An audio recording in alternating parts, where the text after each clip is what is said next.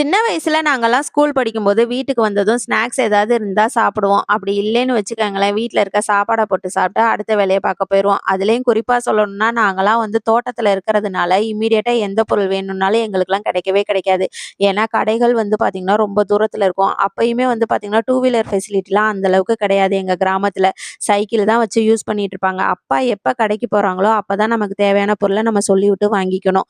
அதனால வந்து நாங்கலாம் இருக்கிறத வந்து அட்ஜஸ்ட் பண்ணி சாப்பிட்டுக்குவோம். ஆனா, இப்போ உள்ள குழந்தைங்கலாம் அந்த மாரி கிடையாதுங்க. அவங்களுக்கு புடிச்ச மாரி சாப்பாடு செஞ்சிருந்தா சாப்பிடுவாங்க. அப்படி இல்லைன்னா ஃபுல் டே கூட பட்னியா கிடப்பாங்க. ஆனா, அந்த சாப்பாட மட்டும் சாப்பிடவே மாட்டாங்க. இன்னைக்கு மார்னிங் செஞ்ச சப்பாத்தில 2 சப்பாத்தி மீதம் இருந்துச்சு. ஸோ, அத வச்சு நான் சப்பாத்தி நூடுல்ஸ் தான் தம்பிக்கு புடிச்ச மாரி செஞ்சிருந்தேன். இத பத்தி ஆல்ரெடி எக்ஸ்ப்ளைன் பண்ணி ஒரு வீடியோ போட்டிருக்கிறதுனால, இந்த வீடியோல வந்து இந்த டிஷ்ஷ பத்தி நான் எதுவுமே எக்ஸ்ப்ளைன் பண்ணல. உங்களுக்கு வேணும் அப்டின்னா சொல்லுங்க. கண்டிப்பா அந்த வீடியோவோட லிங்க் வந்து உங்களுக்கு ஷேர் பண்றேன். சாயங்காலம் 4 மணிய போல காஃபி போட்டு குடிச்சுட்டு நைட்டு டின்னர் ப்ரிப்பேர் பண்ண ஸ்டார்ட் பண்ணிட்டேன்.